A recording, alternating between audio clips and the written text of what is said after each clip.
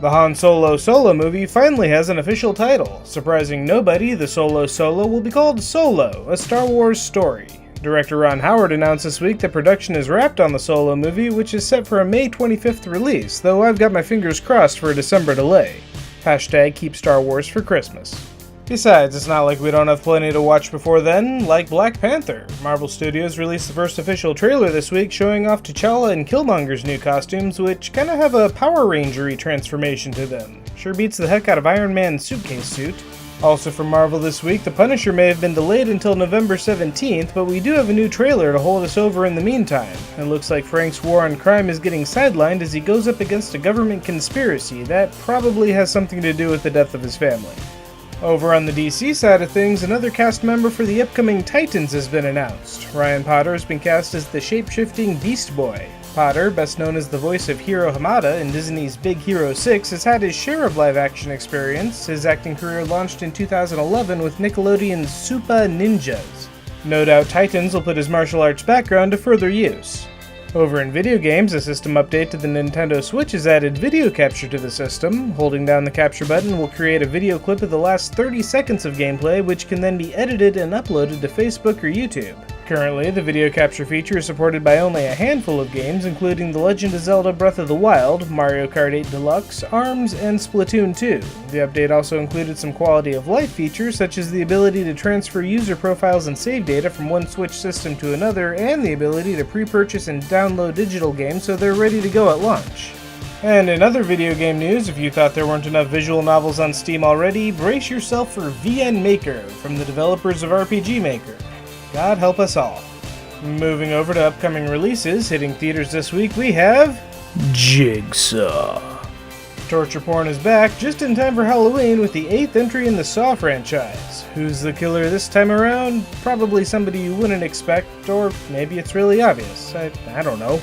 Over on television, The Walking Dead shambles back for its 8th season on AMC, and Stranger Things is going full Halloween when it returns for its 2nd season on Netflix. And wow, Jamie Alexander and her tattooed body are back for a 3rd season of Blind Spot.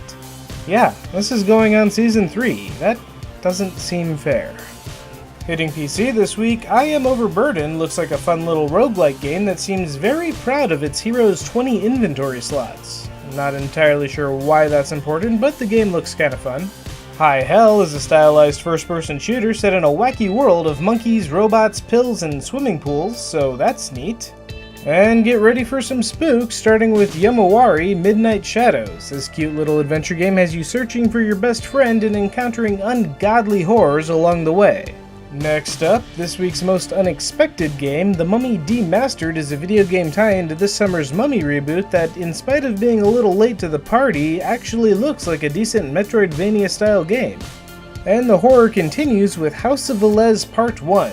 It's hard to tell from the trailer, but it looks like kind of a Resident Evil style horror game that favors sneaking and hiding over combat, so that could be kinda cool. Moving away from horror, there's Rogue Quest, The Vault of the Lost Tyrant. It looks like a standard pixel art point-and-click adventure game, and yeah, I'm pretty sure it is just a standard point-and-click adventure game, but it still looks good. Meanwhile, Battle Void Sector Siege is as close as I'm getting to tower defense this week. Set up a fleet of ships and send them at an enemy fleet to see what happens. It could be amusing. For something a little more relaxing, Air Memories of Old is an exploration adventure game where you can transform into a bird at will and explore some stylized sky islands. On the retro side of things, Clash Force has all the aesthetics of an NES shooter but looks like it plays pretty smoothly with cool weapons and bosses. And for our big releases this week, Wolfenstein 2: The New Colossus challenge you to really make America great again by killing scores of Nazis. And going head-to-head against Wolfenstein this week is Assassin's Creed Origin, where you learn the origins of the Assassin's Creed, I suppose, with the help of an eagle.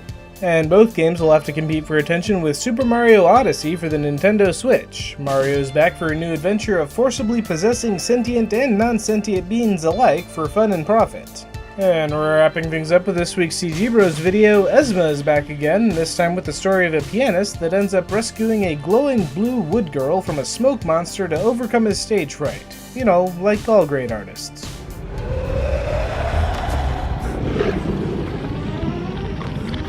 And that leaves us with this week's awesome video. How It Should Have Ended has some suggestions about Spider-Man Homecoming that just might make the movie make a little bit more sense, if not make it a lot shorter. I'll kill you and everybody. Grab your arm. Hey, Hey, do you have like super strength? Because I do. let go of me. It appears that you don't. I mean, that's too bad, because that must be really embarrassing for you. I said, let go. Don't punch!